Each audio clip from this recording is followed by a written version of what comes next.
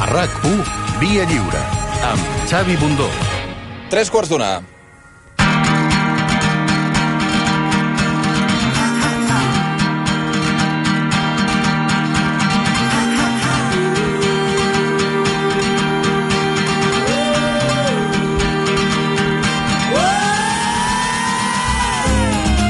Francesc Buixeda, com estàs? Molt bé, molt bé. Disposats a entrar en una tercera dimensió? Sí? Home, sí. Jo encantat de la vida que hi siguis, perquè sempre ens descobreix, i descobreix a l'audiència del Via Lliure, músics que d'altra manera a vegades, no a vegades, mai corren pels circuits convencionals, i avui ens porta una persona que es diu Yerko Fuenzalida. Ho dic bé, això? Fuenzalida, Lorca, i el Roy Apartin, que jo anava a demanar, escolta, primer el sentim i després parlem amb ells? Perfecte, entendreu perfectament el que és la tercera dimensió. Doncs som-hi, quan vulgueu.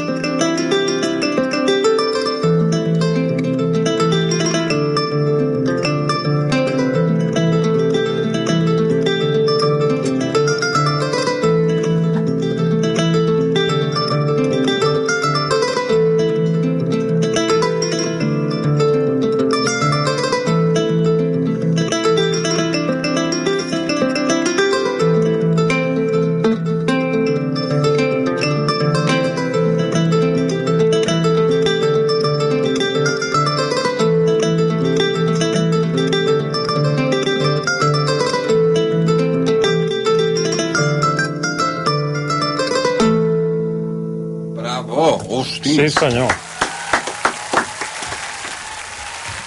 Estic al·lucinant, perquè sí. Ja d'entrada, ara ho explicarem als oients, però el Yerko, què tal? Bon dia, Bon que dia. no t'hem saludat.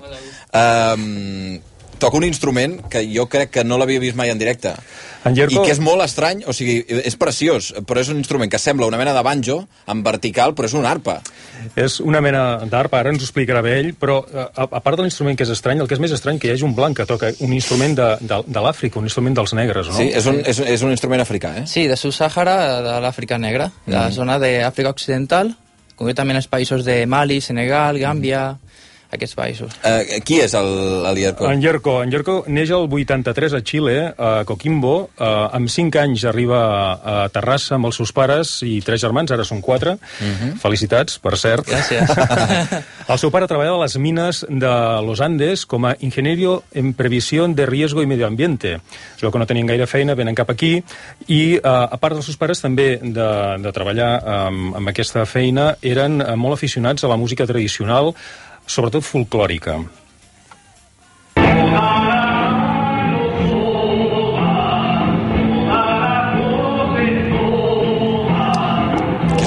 Aquest que escolteu és el pare d'en Yerko, és l'Efraín Fuenzalida, interpretant una cançó que es diu Canción con Todos, en un concert solidari pels damnificats del terratrèmol de Xile del 2010. Va morir, recordem, més de 500 persones en aquest concert. És una de les poques vegades que en Yerko ha tocat amb el seu pare.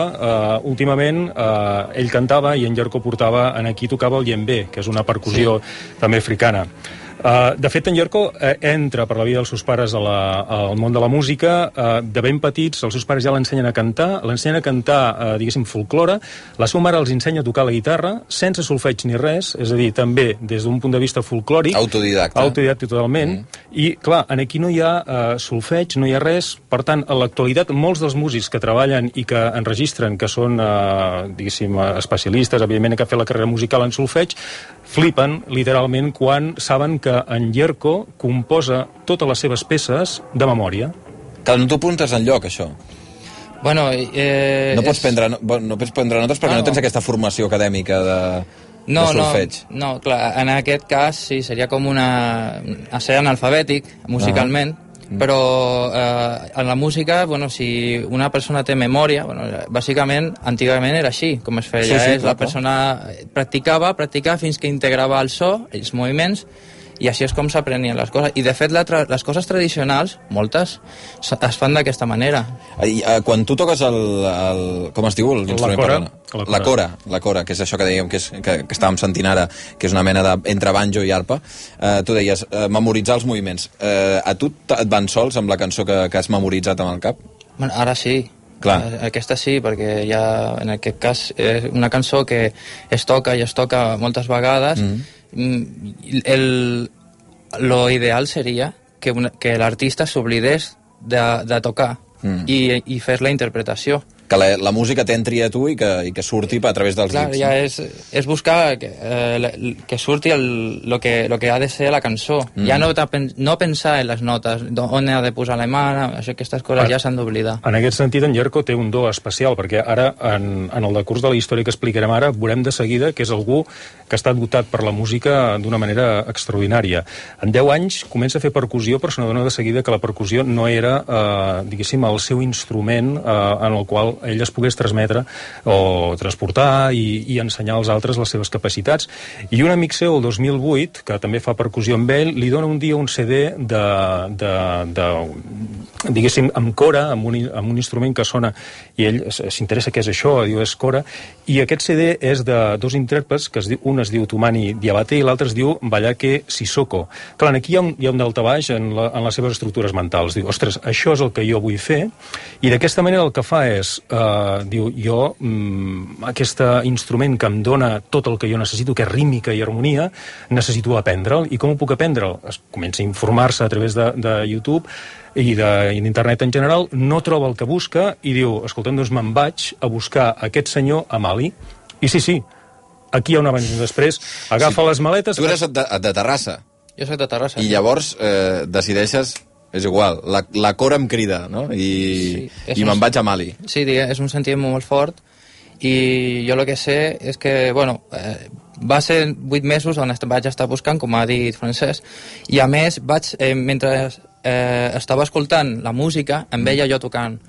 I clar, vaig fer molts esforços per trobar, però no tenia informació suficient, i vaig anar allà i és com, una decisió, no? No parlava francès i amb un llibre... Clar, imagineu-vos, baixa de l'avió, puja un taxi i li diu, escolti, porti'm a veure aquest senyor. I l'altre diu, no, però és que no sé on és jo aquest senyor. I comencen a buscar i troben l'escola d'aquest senyor. Van allà, li surt un noi i li diu, escolta'm, jo vinc a prendre cora, a més necessito un lloc per dormir i un altre lloc per menjar. Diu, espera't un moment aquí. I al cap d'una estona li ve aquest mateix noi i li diu, escolta'm, el mestre et vol veure. Clar, ell no sabia si el mestre el trobaria o no el trobaria, però precisament aquell mateix dia troba el mestre. El mestre se li acosta, el mestre només treballa per les nits, dorm de dia, o sigui, s'ha d'esperar una estona fins que hi vagi, i li diu, escolta'm, és veritat la història que m'has explicat, tu has vingut aquí des de Catalunya sense tenir ni punyetera idea de res. En aquell mateix moment ell veu una cora que s'està assecant en el sol, l'acaben de fer, és la primera vegada que té contacte amb la cora ell mateix, i diu, això és al·lucinant, diu, tu aquesta nit has de fer el ritual d'iniciació a la Cora i demà comences. Hi ha un ritual d'iniciació amb la Cora. Sí, clar, i en el moment que em va dir això, em va dir, bueno, molt bé, aquesta nit farem el ritual. I jo dic, vale, molt bé, sí, així com si sapegués de què estava parlant.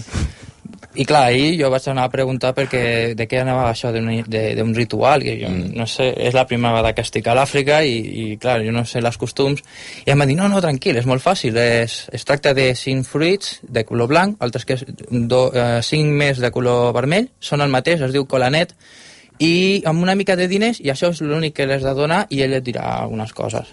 Ja està. I en aquest moment allà mateix també es troba, per casualitat, a un personatge que es diu Jeli Baba, que és un afroamericà que viu a Califòrnia, que estava precisament a Mali, i que també s'emociona escoltant la història d'en Jerko, i clar, aquest home diu... demostrem d'alguna manera alguna cosa que nosaltres ja sabem. Amb la història d'en Jerko es demostra que no és el músic que busca la Cora, sinó que és l'instrument que busca el músic, que crida el músic. La recerca d'ell. Sí. I aquesta és una de les ensenyaments més, diguéssim, més importants que rep en Jerko en aquesta estada, que dura un mes. Aquí se l'emporten també a un altre mestre que hi ha a Mali, que és un dels que toquen l'Orquestra Nacional de Mali, i que aquest senyor li ensenya la Cora antiga. En allà se sorprenen de veure a un blanc que toqui la Cora. Però el que més es sorprèn és que en Jerko comença 1 hora al dia a assajar, però després veuen que aprèn tan ràpid que necessita 3 hores al dia, matí, migdia i tarda. I després se l'emporten amb aquest senyor, que li ensenya Cora antiga.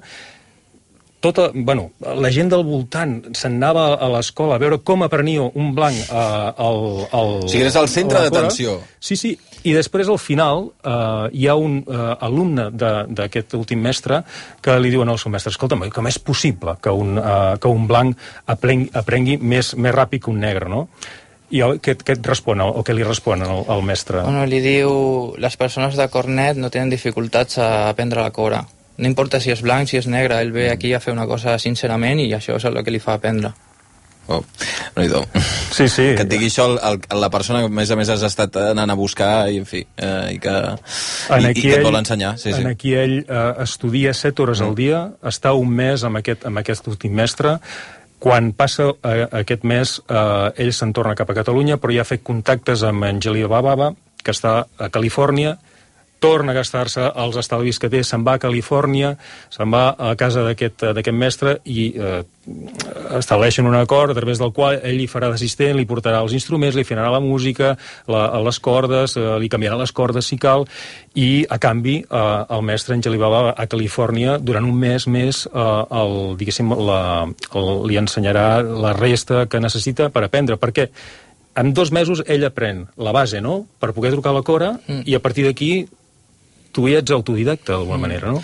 Sí, clar, l'avantatge que vaig tenir és sobretot gràcies a Jeli Baba, aquest home. Jo estava a l'escola de Tumani, és Cora moderna.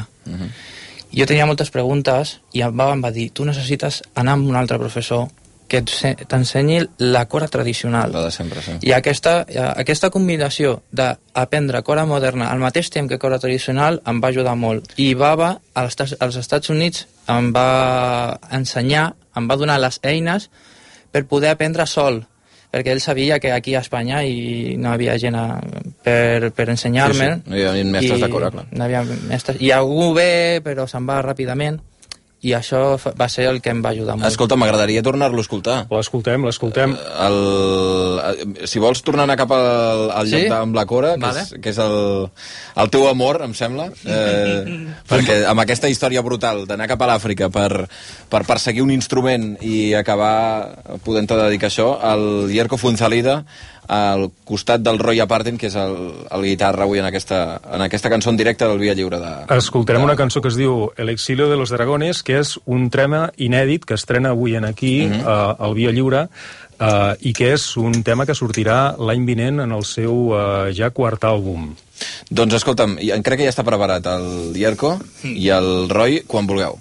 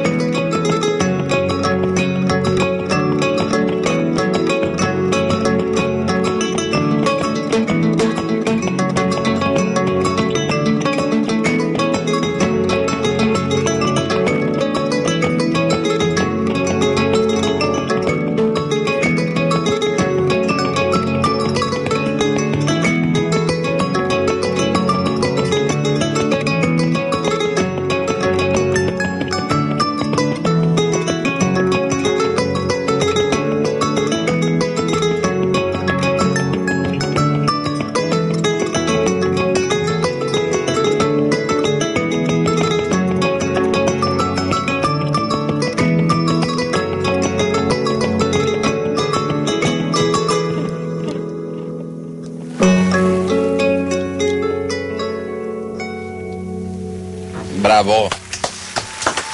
El Llerco Fuenzalida, descobriment del Francesc Buixeda. Francesc, moltíssimes gràcies per haver-nos aportat un altre descobriment. Hem entrat a una altra dimensió.